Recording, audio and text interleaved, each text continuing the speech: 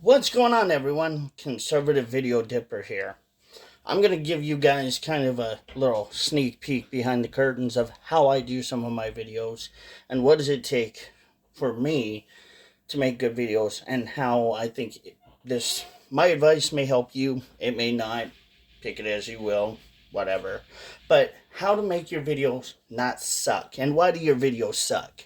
Okay, a lot of people are going to want to start doing YouTube.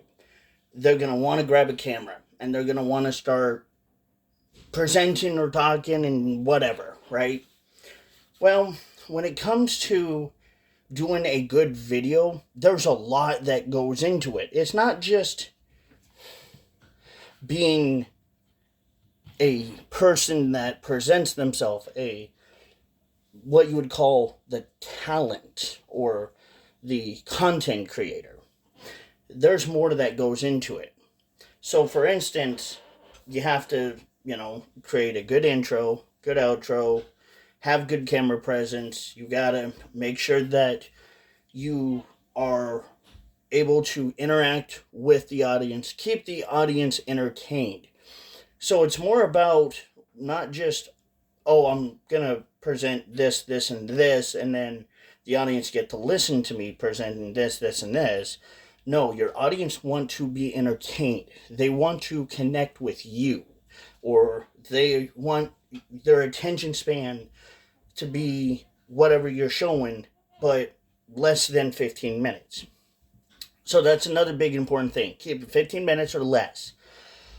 A lot of times when you're editing your videos, it's okay to make mistakes. You're going to find a lot of your bleep ups. Those are things that you want to learn how to cut out. You want to learn how to use your editing tools. So, for instance, whatever editing program, DaVinci, OpenShot, um, whatever you're using, you want to learn how to get comfortable with it. You want to learn how to use these things and utilize these things so that if you do make a boo-boo, like everyone does, I make boo-boos all the time, then you are able to learn how to cut, slice, and splice is what we call them, back together. So you take it apart, you put it back together after you're taking the bad part out. That may sound easier said than done, but trust me, once you learn, you will have fun with it. I always have fun with it. I like to do it. Um, the biggest part is if you're going to do something, and especially when it comes to not editing videos like what I do sometimes, but videos when you're showing your face and stuff, make sure that you have good lighting. Because you also can, yes, use brightness and contrast. Yes, that does help a little bit, but brightness and contrast doesn't always work very well to help make you look better. It can do a little bit, but the lighting, like what I have over here, that's what's going to help make it a little bit more pop. That kind of give it that fling. You want it to have that pizzazz to it, I guess, whatever you call it. I don't know. The other thing that's mainly important for a lot of people when they're starting to work and want to become editors, or they want to start doing videos and edit their own videos, don't be afraid to make mistakes. This is a common thing that a lot of people are afraid of. I'm afraid of possibly potentially editing too much. You do realize that there's what's called an undo button on your editing program. Most all computers that will run editing programs are going to have an undo button. That is the biggest thing that you can use. So if you do make that mistake, don't be afraid to use that undo button. Make sure that you utilize your tools. Learn by practicing. Just practice, practice, practice.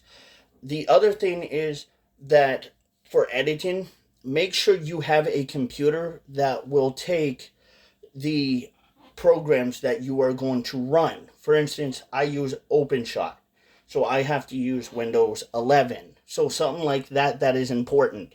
And make sure also when you are done, delete all the files that you are done with Defrag and declutter your computer to save your computer space. That's a big thing. A lot of people will think, oh, I can just leave all this shit on my computer. No, it's literally going to hurt your computer. Your computer doesn't like being cluttered like that. Your computer kind of likes to be neat and tidy. Think of your computer as a girlfriend. It really does like to be neat and tidy. Not in that way, but okay. So learn how to keep your computer decluttered. Delete the files that you are not using. Make sure that you update once in a while. Make sure you update your computer in general. Make sure you debug and defrag, because a lot of times when you're doing like sounds, like for instance you're using Audacity or something like that, which I use, you have to a lot of times debug and declutter. You got to do a lot of that stuff. You got to do a lot of computer maintenance. Take care of your computer, because that is another thing that an editor will rely on the most, is our computer. Our computer is like our best friend. Basically, not our girlfriend, but our best friend. We got to keep our computer working top notch. This has to be done. Maybe not every day, but every, like, for instance, Sunday or Saturday. Just declutter, debug, clean your computer. Make sure that all your shit's clean.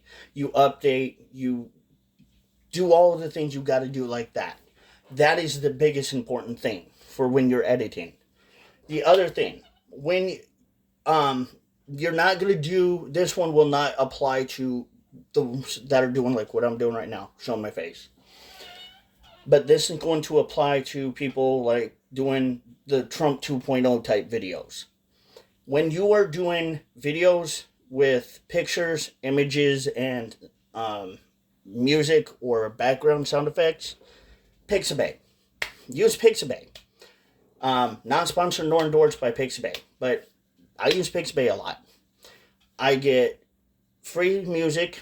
You got to make sure that the one, if I'm correct, the one with the check mark is the one that is free, that you don't have to worry about putting any disclaimers or rights or whatever, but you still would want to give rights and credit to those that on Pixabay that you're using that stuff from.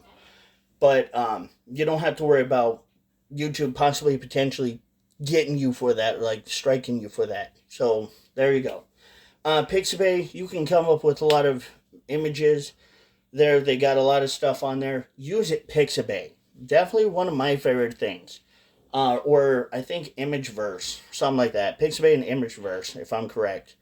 Pixabay, you can use a lot of images for free, and you can just not have to worry about getting striked or somebody coming at you with any possible potential legality issues. So Pixabay definitely is a good thing to use. I'm not going to give too much on that, because you guys may or may not like Pixabay, so use at your own risk. Mileage may vary at this point. But definitely Pixabay is one of those things that I use online, www.pixabay.com. Pretty awesome. I get sound effects, I get to, that's how I get a lot of my stuff on there. That's how I make these kind of videos. Not like this, but, my other videos. But I will start actually doing more of those other videos too, pretty soon. But I got a lot of projects, and to zero little time of doing it this week. So I've been cramped with a lot of things going on in my life. But Pixabay definitely is a good place to find free music. If you want to get like music, images, and stuff like that, Pixabay.com. I love that website. Just great. Regarding Pixabay, even though sometimes I don't really have to give credit to the proprietor of the image or the music or sound effect, I still do. Because for me as an editor, it is what's called good standing with that person, or it's a good editing technique to give credit to Pixabay and whoever you're using, whether it's sound effect or music or whatever. Give credit to them. because definitely it will help them. They will like it, they will appreciate it, and it will make you look a lot nicer, and it will show that you do have a lot of um, what we would call good editors etiquette. Sounds almost the same. Like I could make a pun out of that.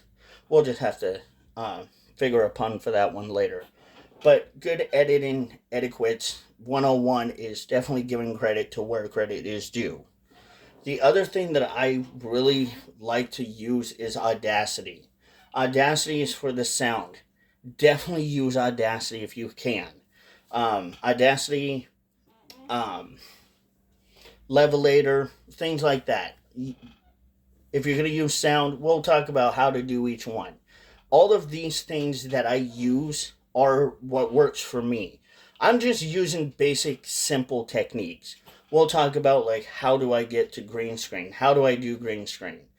What is green screen? What all that stuff later. We'll talk about that later.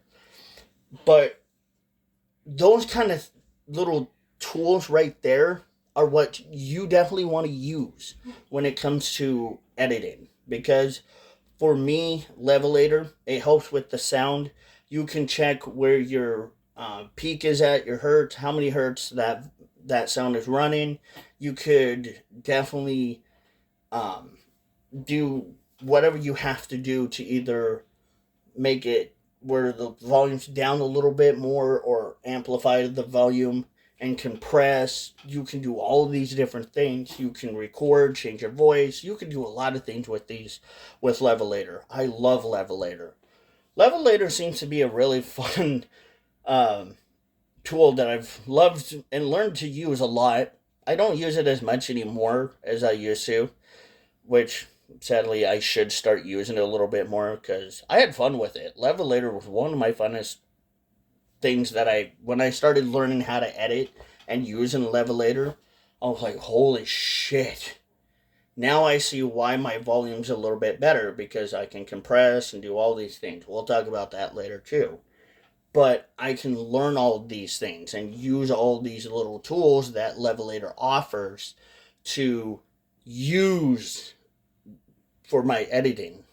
And it definitely helps with sound. So for instance, if you got background sound, you can truncate silence, and yeah, nobody's gonna know that either a truck went by or somebody in your house is screaming like they just got poked in the finger with a freaking cactus. You can definitely do that. That's pretty cool too. You can definitely truncate silence, and it helps too. And sometimes I do it, but sometimes I don't, depending on the situation and what I'm doing. But editing for me has become one of the greatest things and funnest things. But yes, editing does come with a lot of stress. How do I deal with the stress? Now, this is the biggest question that I have been asked is, well, conservative. Being an editor means that you have to do a lot of this stuff on your own. Couldn't I just pay somebody? Sure, you can. But here's the biggest problem. Paying somebody to do it means that you're spending about a couple hundred, probably maybe to $1,000 worth of money to have somebody else do it, and you don't even know how they're gonna do it. You don't know whether they're gonna be really good at it, and it's just gonna sound shitty, and it's just or gonna look horrible. You don't know how it's gonna come out. So for me, I like to do it by myself and only by me, and sometimes with a little help of other people that are and have gone through editing class in schools and stuff and know what they're doing. But I do it by myself, and I just do it myself because for me it's a process. I not only get to learn how it's done, but I know that it's done the way that I like it to be done, and it's satisfaction guaranteed. Sometimes once you get really good at it, yeah, satisfaction guaranteed, I'm sure.